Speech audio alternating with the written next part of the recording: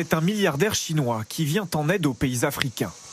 Le fondateur du site de vente en ligne Alibaba a envoyé ces derniers jours plusieurs tonnes d'équipements médicaux par avion. Comme ici à Nairobi au Kenya.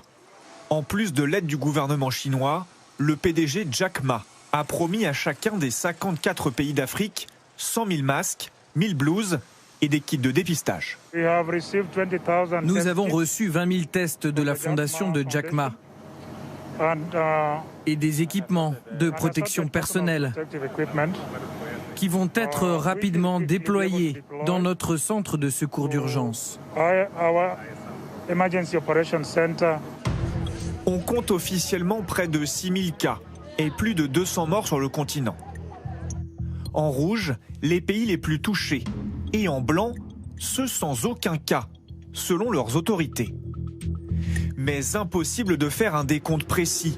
Les tests sont quasi inexistants, alors l'OMS s'inquiète. Il est essentiel que nous nous assurions que ces pays soient bien équipés pour détecter, tester, isoler et traiter les cas et identifier les contacts. Je trouve encourageant de voir que cela se produit dans de nombreux pays malgré des ressources limitées. Peu de médecins, d'hôpitaux ou de matériel. Comme ici au Mali. Le pays ne compterait qu'une trentaine de lits disponibles pour 18 millions d'habitants. Alors ce chercheur se prépare à faire avec les moyens du bord. Le système va être rapidement débordé parce qu'il faut rapidement diagnostiquer, identifier déjà tous les cas contacts, les diagnostiquer s'ils sont positifs et les positifs les isoler. Donc le système national va être débordé. Alors pour tenter de freiner l'épidémie, certains pays d'Afrique ont pris des mesures de confinement. Les rues de Lagos, troisième plus grande ville du monde, vidée de ses 20 millions d'habitants. En Afrique du Sud, l'armée patrouille. Mais voilà, comment faire respecter les gestes barrières, se laver les mains quand il n'y a pas l'eau courante? Comment vivre confiné sans revenus? Alors que les autorités désinfectent les déchets, les habitants des townships sont résignés. Comment tu peux rester à la maison sans nourriture?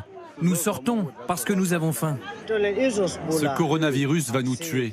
On n'a aucune raison de s'obstiner. Cette chose va nous tuer. On essaye de faire de notre mieux pour rester confinés, mais notre plus gros problème, c'est la densité de population. Il y a 6 ou 7 personnes dans une seule pièce. L'Union européenne, elle aussi, apporte son aide à l'Afrique. Plusieurs centaines de millions d'euros ont déjà été versés à divers fonds de solidarité. L'enjeu est important selon Jean-Yves Le Drian. Il faut l'aider par solidarité et il faut aussi l'aider par sécurité. Parce que le risque majeur, c'est l'effet boomerang, la réimportation, la deuxième vague.